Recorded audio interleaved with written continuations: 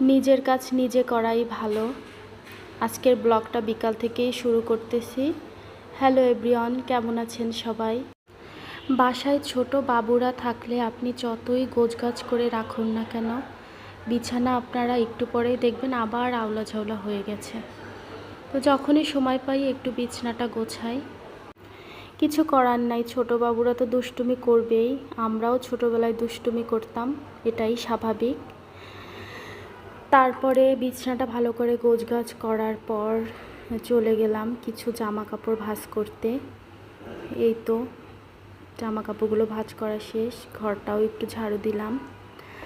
এদিকে আম্মু নিজের হাতে রান্না করে আমাদের জন্য কিছু খাবার দাবার পাঠিয়েছে, সেইগুলো ব্যাগ থেকে বের করলাম। তো এখানে কিছু মাংস রান্না করা ছিল,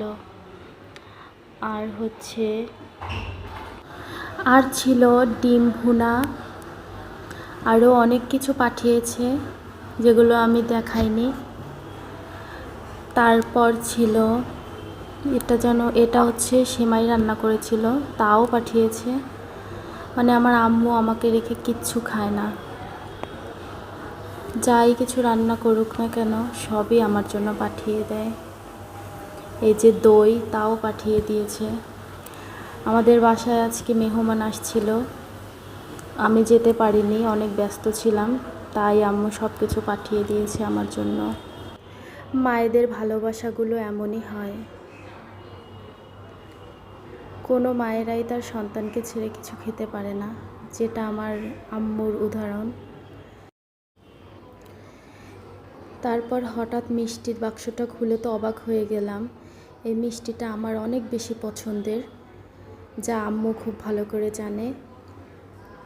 আমি অন্য মিষ্টি তেমন একটা খেতে পারি না, কিন্তু এই মিষ্টিটা আমার এত পছন্দের যে আমি একসাথে 3-4টা খেয়ে ফেলি। তারপর চলে গেলাম কিচেনে। এখানে অনেক মশলাপাতি ছিল যেগুলো আমি ব্লেন্ড করে ফ্রিজে রেখে দিই, আবার রান্নার সময় বের করে রান্না করি। তারপর ভাবলাম মাংস রান্না করব, আলুগুলো আগেই ভেজে নিলাম। তারপর গরুর গোশ রান্না করার জন্য যে সব দরকার হয়, পেঁয়াজ, মরিচ, তেজপাতা, গরম মশলা, যা যা দরকার হয় সব কিছুই দিয়ে দিলাম। ভাবছি আজকে অনেক দিন পর ঠিকভাবে তো রান্না করতে পারি না। আজকে ভাবলাম যে যেহেতু ভিডিও করতেছি, যেভাবেই হোক রান্নাটা আমার ঠিক করে করতেই হবে, না হলে তো আর মান সম্মান থাকবে না। অনেক সময় দেখা যায় যে চুলার উপরে রান্না দিয়ে কোনো কাজ করতেছি আর মনে নাই, একটু পরে এসে দেখি যে রান্নাটা পুড়ে একদম নষ্ট হয়ে গেছে। আমার সাথে এগুলো অনেকবারই হয়, ব্যাপার না। তারপরে ঘরে কিছু কচুরমুখী ছিল, যেটা আমি চিংড়ি মাছ দিয়ে রান্না করব।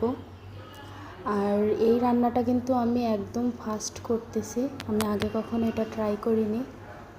তো সমস্যা নাই, যেহেতু ডিজিটাল যুগ, সবার হাতেই মোবাইল আছে, মোবাইলে ইউটিউব দেখে দেখেই রান্নাটা করতেছি।